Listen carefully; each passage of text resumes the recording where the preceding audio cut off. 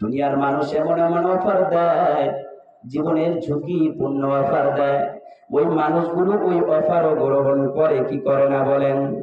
Everest জয় করে কারা? পাখি না মানুষ? এত কঠিন, এভারেস্ট জয় করে ফেলে মানুষ। চাঁদের দেশে চলে যায় মানুষ, মঙ্গল গ্রহে চলে যায় মানুষ, রকেট আবিষ্কার করে মানুষ, বিমান আবিষ্কার করে মানুষ, হেলিকপ্টার আবিষ্কার করে মানুষ, রেল আবিষ্কার করে মানুষ। আল্লাহ বলে, বান্দা যা কিছু করো সব কাজের শুরুতে বলো বিসমিল্লাহ, কাজের শেষে বলো আলহামদুলিল্লাহ।